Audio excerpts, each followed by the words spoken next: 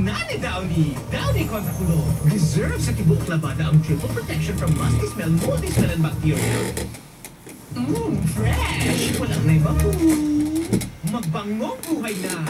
Downy kontra kulo ang tibok labada. Unti-unti nang bumubukas ang bagong mundo. Harapin natin ito ng sabay-sabay. Magkaiba man ang landas sa pinanggalingan, Dapat walang iwanan at pagtibayin ang samahan. Dahil tayo, ang tibay ng loob ng isang buong bansa. Tanduay Rum, higit 165 years nang sumasaludo sa mga Pilipino. Tibay ng loob, tibay Tanduay. drink responsibly. Ito ang DXDR 981 sa Dipolog City. Basta balita at serbisyo publiko. Tatak RMN.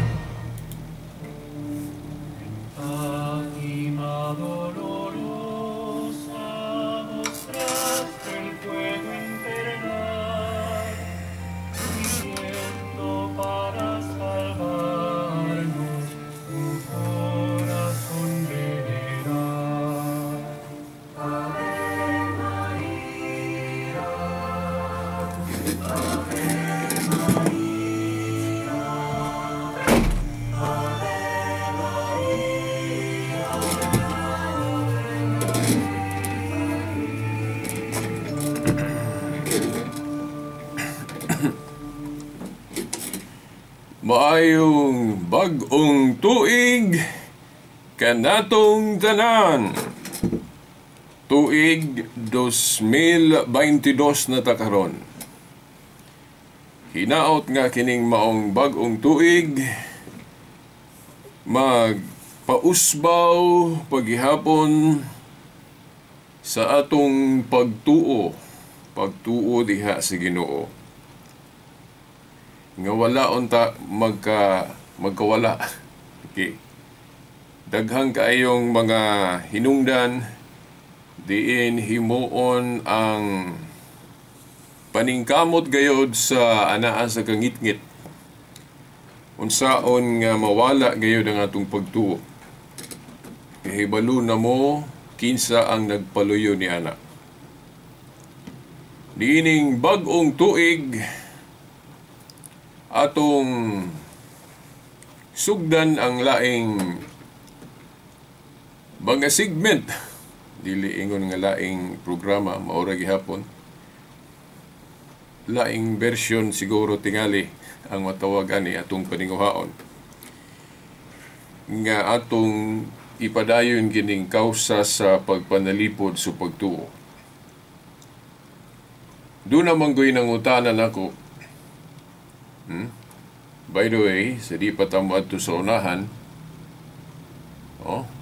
atong pagyukbo sa atong amahan dinhi sa Diocese of Dipolog, Most Reverend Sibero Kairmari nga maoy nag-preside kaganina sa Santos nga misa, no? Nga nanukad gayod sa atong cathedral, atong pagyukbo kaniya o sa tanang mga pari, ang iyang mga kauban sa pagpangamahan sa atong pagtuo diri sa atong diocese. Ato usab nga pagyukbo, pagtahod sa atong amahan dinhi sa istasyon RMN Dipolog, kasamang Radyoman Edgar Dagumo upana sa iyang pamilya, sa tanang staff dinhi sa maong istasyon. Ubana ang ato mga higala nga nasa technical side, kasamang Radyoman Tani Luod, kusab si kasamang Radyoman Tax sa Ilumba. Dili na nako mahisgutan kamutanan. Ato na lang girepresentahan sa nanguna diri sa atong istasyon o sa atong diocese diin nalangkob na mutanan. Balikon kus pag-ingon, maayong bag-ong tuig kanatong tanan. Sugda nato ning 2022 nga edisyon sa atong tulumanon kahayag sa pagtuong Katoliko pinaki sa pagtubag sa pangutana nga gitugpo diri sa ato gayong tulumanon.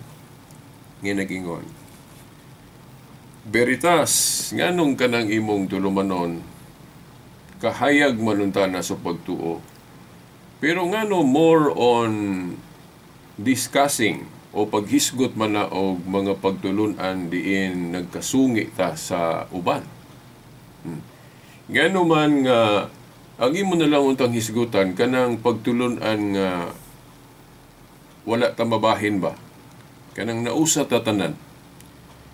Kay kung hisgutan gud ng kanang imong mga topiko pareha sa Sabat diin nagkalahi ta sa ato mga igsoong Seventh-day Adventist, mahitungod sa larawan nga nagkalahi ta sa uban nga mga pundok diin ilang gisaway ang ato mga larawan.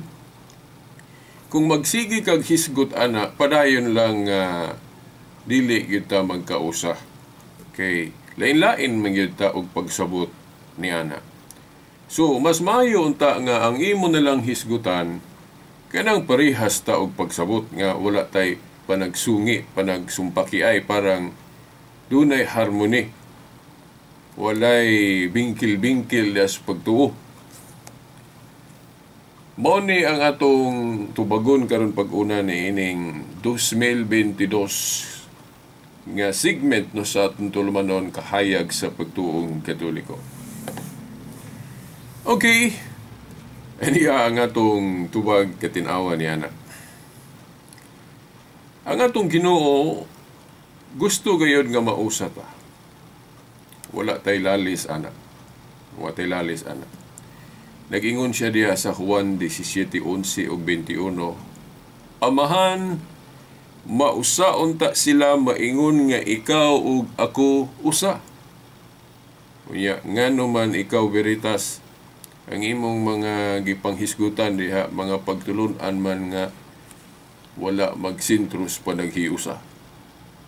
Kay imo man yung tukiunang mga pagtulun-an diin nagkasungi kita. No? Wa ta magparihas ug panabot. Okay.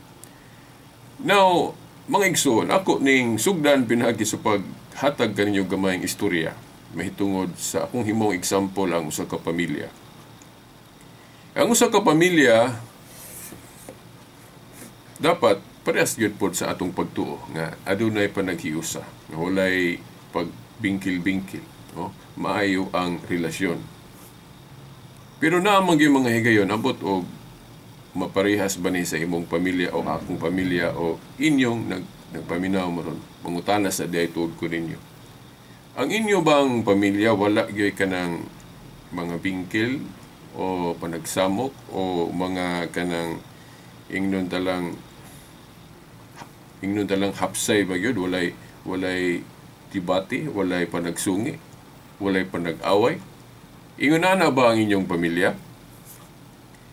Sa akong nakita, no, wa ko ka kitag pamilya ambot to sa uban. Wa ko ka kitag pamilya nga wala gyud kanang samok. Nagi mga panahon nga adunay gyud kanang di magkasinabot. Pero maabot ra pod ang panahon nga sinabot ra pod. O naaragi panahon nga magkausar pod labi mag-istoryahanay. Okay, magpinasaylo ay kung kinsa may nasayop.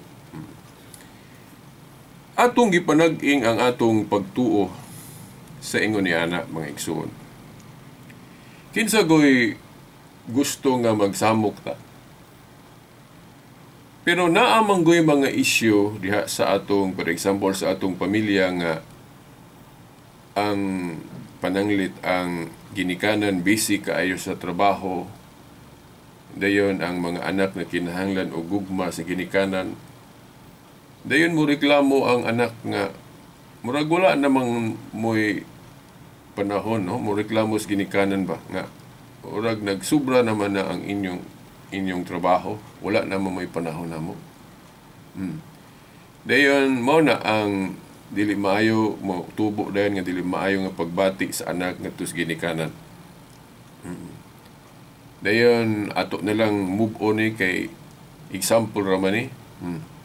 Sa laktod niabot ang panahon nga ang anak ni Layas tungod kay wa na siya kasabot sa iyang ginikanan.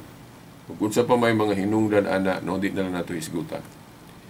Nakaroon, dili gyud maayo ang maong pamilya. Na unsa may buhaton dayon sa ginikanan kung ang anak ni Layas na. Now, mangita gyud paagi nga pangitaon, dayon istoryahon. Dayon ang tukion sa ginikanan kung magig-istorya na sa anak, tukion ba tong issue o unsa pa na mag-istorya ba mahitungod sa kanang laing mga butang o istoryahan ang hinungdan ngano nilayas ang anak. Sa ato pa ug unsa may problema. Hisgutan sa anak nga kamo pa wa ko kasabot ninyo kay sige ra mo focus sa inyong trabaho dayon.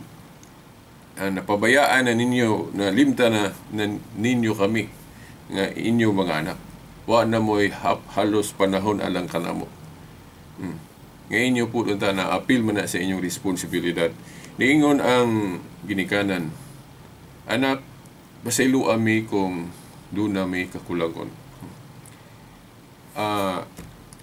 Naningkamot lang po may sa pangita kay gikinahanglan man po ni nato. Kung nagkulang may wala na mo mahimo perfectly sa hingpit ang among mga sana kanang responsibilidad alang kaninyo nga among mga anak basaylo ami.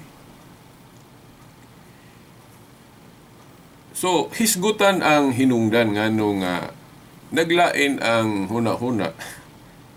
Naglain ang gibati sa anak. So, ngano nga ato ning gihimong example.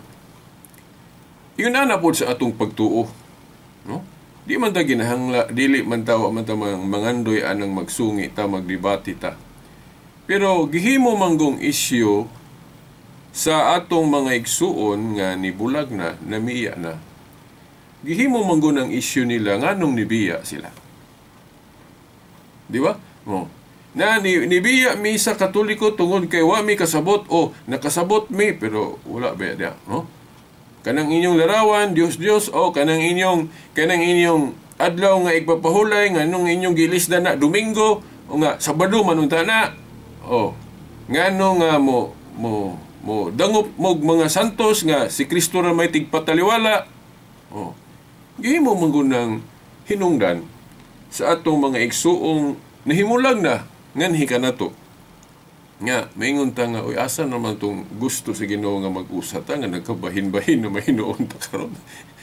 Okay. Nakuha ba ninyo ang punto mga tinahod nga tigpaminaw? Nakuha ba ninyo ang punto nga bisag dili na ko mopadayon ani nga punto? Nasabtan ba ninyo si Veritas nganong ingon ani gyud ang atong nature sa atong tulumanon?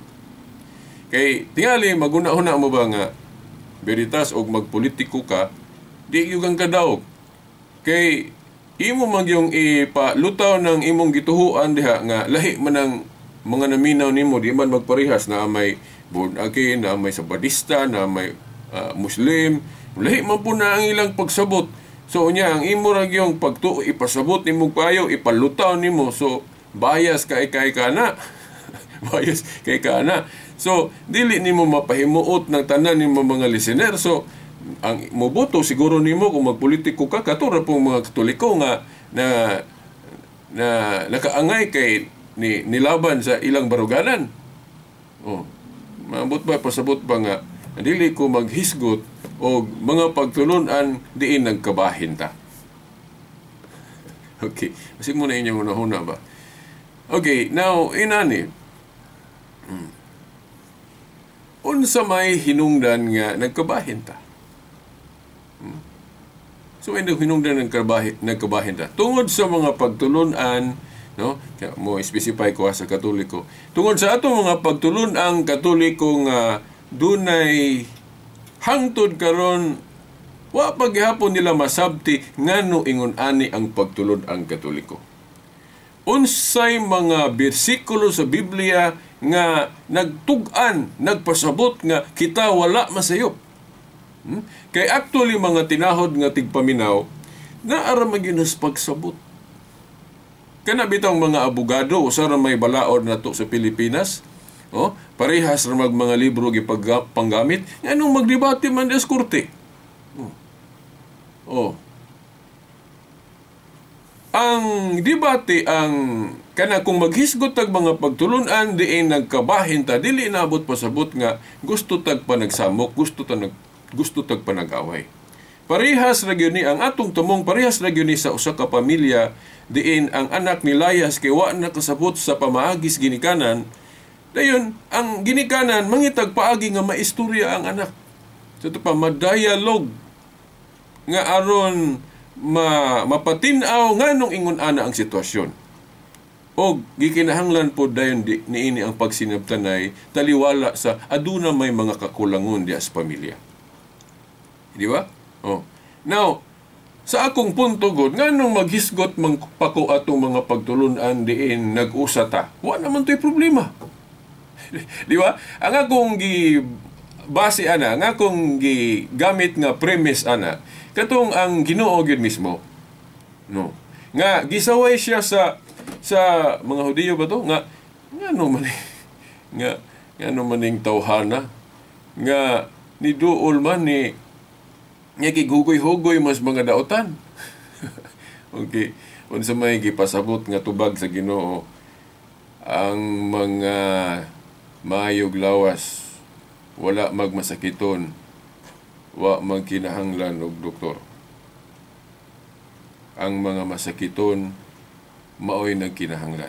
Ang buti pasabot sa Ginoo nga kung atong dalon ba nganong unahon man nato tong mga tarong na, anong unahon nato tong mga tarong na nga og hugoy-hugoy nga tarong naman to.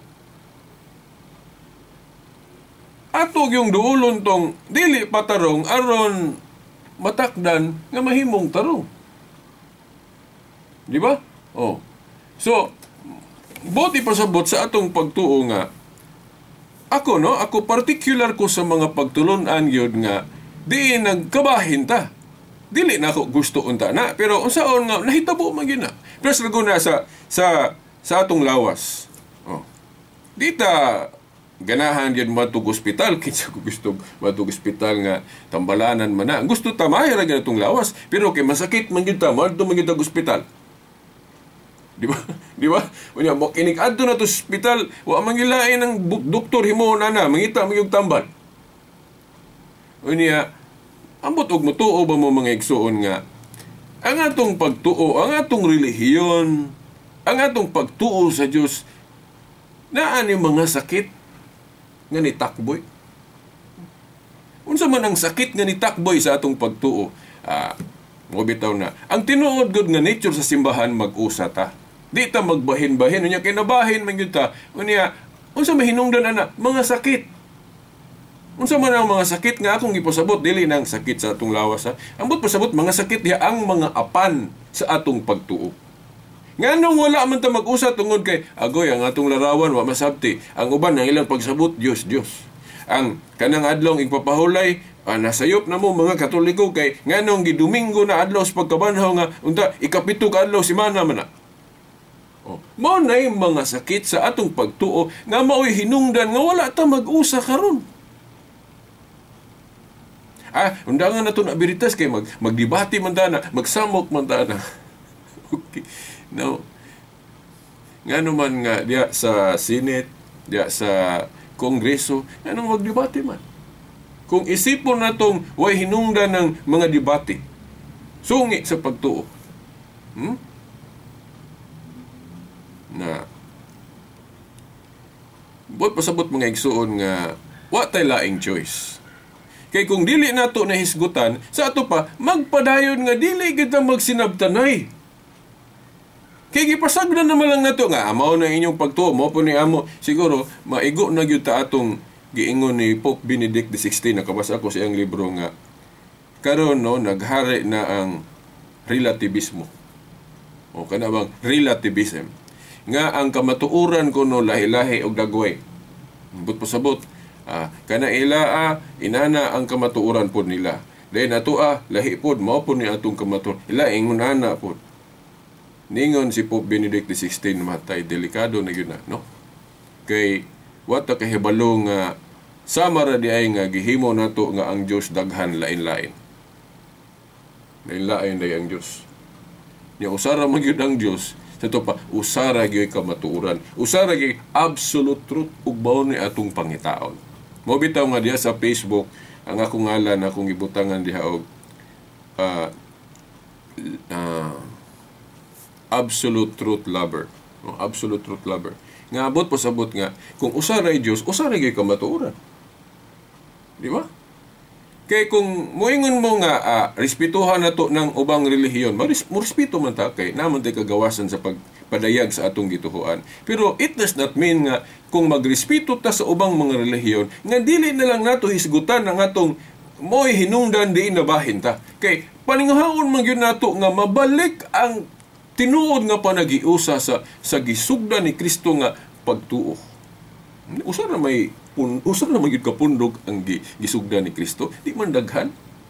Tingali mo ingon ta nga nadaghan na beritas kay ang Biblia nag-isgot mag-churches ato pa plural. Di ang gipasabot ko daan ang churches des Biblia nga daghan ang mga localities na. Pasabot mga paras ko daan na ay local church diri sa Pilipinas, sa na gibahin-bahin pod na sa Luzon, Visayas, Mindanao, tuwas Amerika, tuwas Pero usara na kapag tuo. Usara ay leader ana si Jesus Christ nga ang iyang gihimong representative pag-una si Pedro katong gitugyanan niya keys of the kingdom. But pasabot ang nahiusaan nga pundok, no? Naa may churches but pasabot simbahan sa Pilipinas, simbahan sa Amerika, sa Italia, sa Espanya, usara na. Daghan lang ang lokal pero usara na gyud kapag tuo. Nya kining ato aron ang churches nato ron lahi-lahi magyud mga leader, dili magyud mo sangko sa Santo Papa. Naaghimo man pug laing mga leader. Nga unta si Kristo usara man to sa tanang mga apostoles, si Pedro raman iyang gibinlan nga muak sa iyang pagka chief shepherd, di ba? Katong sa Juan 21:15 hangtod 17. Juan 21:15 hangtod 17.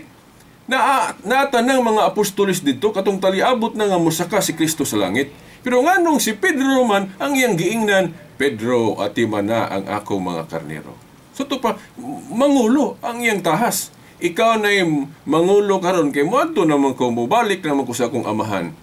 Mawad-an naman mangulo nga makita. Mao nang ikaw iyang gipasabot nga ikaw mo'y akong himuong representative. Sa ato pa ang mga apostoles makig-usa diha uban ni Pedro kay siya may gihimong representative. Dili ka kabasag representative diha sa maong bersikulo, pero implied gipasabot ni Kristo kay kadtong gitahas niya ni Pedro, ang tahas man to niya nga mo shepherd. Di ba? Nga mangulo sa iyang katawhan. Tanawagod ang atimanon gud ni Pedro tanan gong katawhan ni Kristo. So dili pareha sa obispo nga limited ra ang iyang mga sakop nga atimanon sa iyang diocese. O kanang pare nga nas parokya, ang iyara pong sakop sa iyang parokya. Pero ang kang dumalahon kuno ni Pedro, ang tibuok man katawhan ni Kristo sa ato pa, chief na executive ang iyang pagka-leader. Ang pagka-leader na ni Jesus Christ nga buhato ni Pedro. Unya, siyempre, o wala na si Pedro, ato ba yung subayon, kinsay nakapulis ang katungdanan. Unya, kanang katungdanan kung mabakante, doon na may mupuli, buhat 1.20. Niyawa manggoy laing kong pundok kud makaigo ana. Katoliko naman, kay kanang posisyon ni Pedro mo man ay puli-pulihan kung mabakante na. Di ba? Ang ubang mga pundok ron lahi may gihimong leader, dili man ang office, dili man ang katungdanan ni Pedro. Naghimo maglain prasan ang sa Davao, pasaylo lang gyud ko, no? Nga ilang gihimong leader si Apollo Kibuloy, nagtahod ta niya. Nga, ang iyang linya, wala man gyud siya, nauna pa niya nga, masumpay gyud ni Pedro. Whereas sa Katoliko, masumpay man gyud. Di ba? Kanang katungdanan ni Pedro. Ang INC po, pasaylo alang yun ko. Ang unang gihimong executive nila si Felix Manalo. Then pagkamatay, ilang gipuli ang anak si Iranio. Then ang nipuli si Eduardo, pagkamatay po ni Iranio. Ang ilang connection, dili ba masumpay ngadto ni Pedro? Whereas sa Katoliko, gikan ni Pedro, Linos, Clitos, Clemente, hangtod sa atong present Pope Francis, masumpay man yun animo. Di ba? Pero lagi na ay mga pagtulun aning simbahana ang wala masabti. Mao na nga aron makasabot ang mga wala kasabot, kinahanglan ang mga teacher mo pasabot. Kita mga Katoliko nga nakasabot, atong ipasabot bisan pagrisgo. Bisan pagrisgo. Ako na risgo kaya ni akong kuan pod kay giakusahan na gali ko gi bayran ko no simbahang Katoliko. Kapila na gyud ko magdebate, madugay, akusahan na gyud dayon ko og may unta pug tinuod. Aron makatabang pud nako. Di ba? Di man pud dautan nga tagaan ta, di ba? Sa kahago nga atong gibuhat. No? Mayon ko akusahan na gay ko gingonana, may ko ra gyud ko moingon nga mas maayo unta kung tinuod na kay aron makatabang pud ako, no? Pero mao lagi ako ning gihimo, ako lang yun mong prangkahan, passion ni nako. Mayon nga kog passion ni nako kay nakasabot ko ani akong gituan. Naa may muhatag nako o wala, buhaton yun ni nako. Buhaton yun ni nako. Kay mao gyud ni akong ginabuhi nga gihatag sa Ginoo. Og wa naman ko'y panahon, no? Ako ning ipadayon sa sunod Domingo pohon mga igsuon, no? Ako yung ipasabot ninyo diri nganong ato yung tukion ang mga pagtulunan diin nagkabahin ta. Kay mao mong na hinungdan. Tambalan na to na kung di na to natambalan di gyud na mahayo. Di ba? No, di ba? Gipasagdan na to naron nga daghang wala kasabot sa katungdanan sa Santo Papa. Di daghan ra gyapon atong relihiyon ron. Wa ta mag-usa. Okay. Hangtod sa sunod Domingo pohon samang oras ug istasyon. Sa ngalan sa Amahan, sa Anak, sa Espiritu Santo. Amen.